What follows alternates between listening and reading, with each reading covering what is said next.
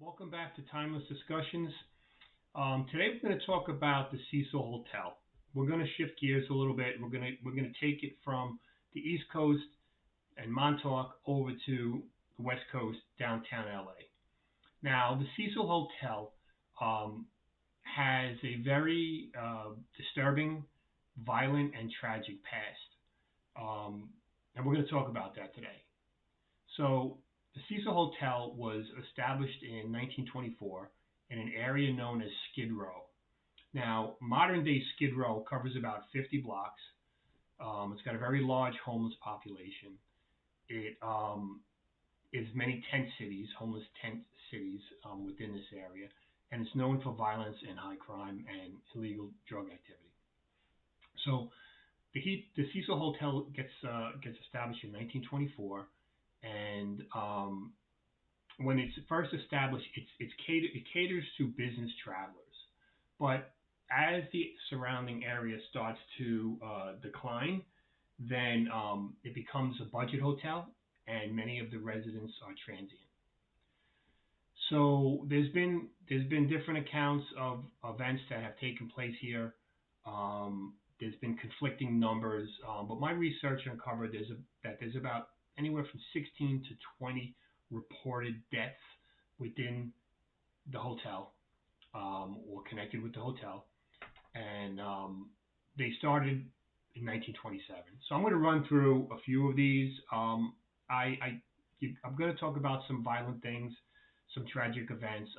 Please know that I present this information with the utmost respect to the victims and their families. So we're going to start with 1927. The first reported suicide was a gunshot to the head, and that was an individual by the name of Percy Ormond Cook, who was in the hotel when he decided to end his life via gunshot to the head. 1931, a man by the name of W.K. Norton also committed suicide while he was in the hotel. His method was ingesting poison capsules. 1934, there was a resident by the name of Louis D. Borden, and Louis D. Borden also committed suicide in a very violent fashion. He actually slashed his own throat with a razor. In 1944, a woman by the name of Dorothy Jean Purcell. She was 19 years old, a young lady. She's in the hotel with her boyfriend. Her boyfriend's sleeping in the bed. Dorothy gets up quietly, goes into the bathroom, and she gives birth without waking her boyfriend, only to discard the newborn out the window, thereby ending its life. Now, 1961, there was a woman by the name of Pauline Otten. Now, Pauline was on the ninth floor when she was having an argument with her husband, and the argument got very heated. So Pauline decided to teach him a lesson by jumping out the window.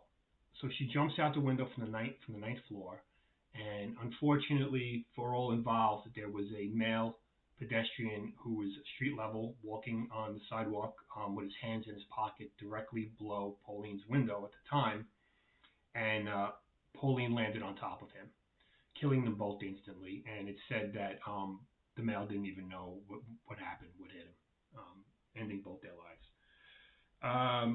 1964, there was another resident. Her name was Goldie Osgood, and she also had a nickname, Pigeon Goldie. And the reason she had this nickname was because she was often seen by other residents and locals outside of the hotel feeding the pigeons. She loved the birds. Now, Goldie was in her room. It was midday, and she was savagely attacked, beaten, raped, stabbed, and strangled before being just left on the bed for dead. She was left on her bed. Now, the 1980s was a particularly violent time for the hotel and for the surrounding area of Skid Row. In fact, residents have been alleged to say that the higher you went in the hotel, the higher the floor, the more likely you are to of getting killed or beaten. And they used the sixth floor as the cutoff. So anything above the sixth floor was really dangerous. Anything below the sixth floor was not as dangerous. And they said that if you were on the higher floor, there was a very good chance that you would be robbed, beaten, killed, and thrown out the window. And that was the 1980s. Now, if that's not bad enough, now that we're in the 80s, 1980s, there's two known serial killers who have been known to reside at this hotel, and in fact made this hotel its base while committing horrific uh, murders. So the first of which was 1984 to 1985, a man by the name of Richard Ramirez. Now, Richard Ramirez was also known as the Night Stalker. That was a nickname given to him through the media. And the reason why he was known as the Night Stalker was because that's how he would commit his murders. He would enter open windows on poorly lit homes at night. He became known as the Night Stalker. It caused a lot of fear and anxiety at the time. Now, Richard Ramirez was a resident on the 14th floor, and he paid $14 a night. There's going to be a lot of 14s here, by the way. He was on the 14th floor. That's where he resided. He paid $14 a night, and he killed 14 victims over the span of 50 miles. Now, the victim demographic was kind of all over the place because his victims were single women, elderly couples, and even children. Now, Richard Ramirez was a devil worshiper, an avid devil worshiper, and he was known to have he would handcuff his victims, he would sketch pentagrams in their legs, he would nearly decapitate them, and he's even taken eyes as human trophies. So a very twisted individual.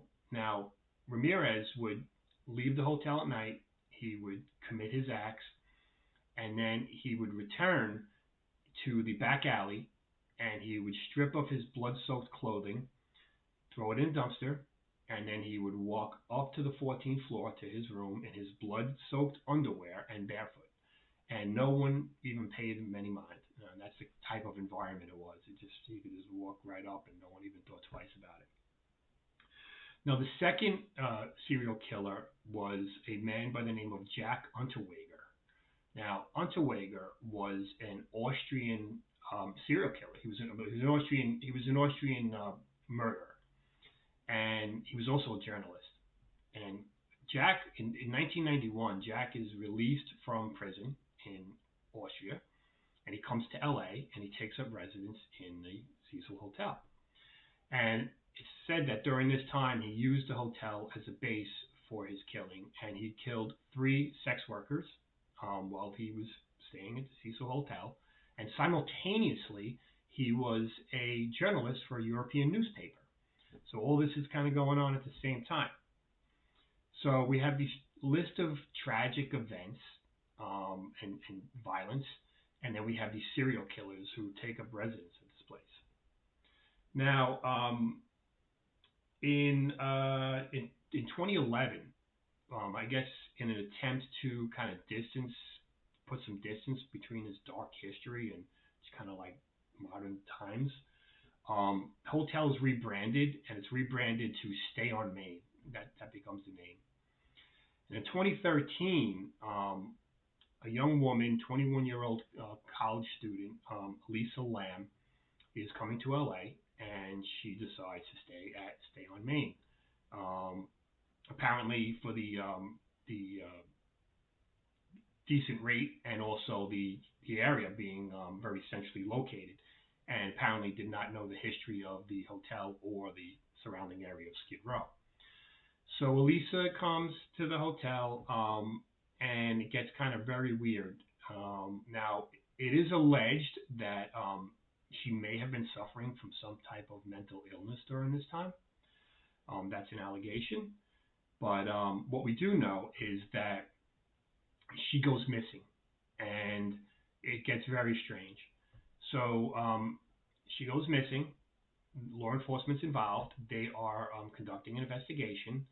And while they're conducting their investigation, they're looking for some surveillance video, and they pull the video from the hotel. I mean, from the elevator, excuse me. and you can see it looks like the camera's in the back corner of the elevator facing outward. That's the angle facing like the hallway. So what's strange is you see Elisa kind of like peering out into the hallway, coming back in like this, making very strange hand movements. Almost appears as if she's talking to someone. And then at one point, she kind of like tucks in and she blades her body and she's kind of like hiding. And that's all you see. You don't see another individual. You just see Elisa reacting to something, whether it's something in her mind or something that she's actually seeing. You don't know. Anyway, she goes missing, and she's missing for 19 days. Now, while she's missing, some residents of the hotel start complaining to hotel staff about very bad water pressure coming from the faucet, brown water, foul smelling water, and very bad tasting water. And they're making these complaints because this just kind of just happened very recently. So the hotel sends the maintenance staff up to the roof to kind of like see what's going on with the water. And they send them up to the roof because up there's 4 water tanks, those round, big tanks that hold the water for the hotel. There's 4 of them. One of the maintenance crew is up there searching, looking at the water tower, seeing if there's any issue, if there's any kind of contamination. And when they enter one of them, they see Elisa's body, naked, floating face up, with her clothes on the bottom of the tank. Now, what makes this even stranger, besides that strange video, is that the tank was closed. The lid was closed. Now, if you've ever seen one of these tanks, if you're in there, there's no way of getting out. There's no ladder. There's a ladder to go up to the top, but once you're in, that's it. And the water level is below the top. So you're sealed in there, and that's what happened. So it begs the question of how is the lid closed? Very indicative of foul play, almost as if she was thrown in there and then the person or people, whoever, closed the lid. It would be impossible to do that on your own from the inside. However, I believe her death was ruled as an accidental drowning. So very, very mysterious circumstances. Back in 2013, this was all over the internet, created like a media sensation. There's numerous videos out there and documentaries trying to figure out like what happened. And as far as I'm aware, it's still unsolved. So very, very, very strange circumstances regarding Elisa's death, and still unsolved. So I gave you the facts. This is what happened. These are the surrounding stories of this place and the surrounding area. Now I'm going to leave you with this question. I always kind of leave a question, and I want you to comment on this and tell me how you feel, what you think. And the question is the Cecil Hotel truly a hotbed for death, as it's been nicknamed, or is its reputation exaggerated by the media and folklore? Which is it?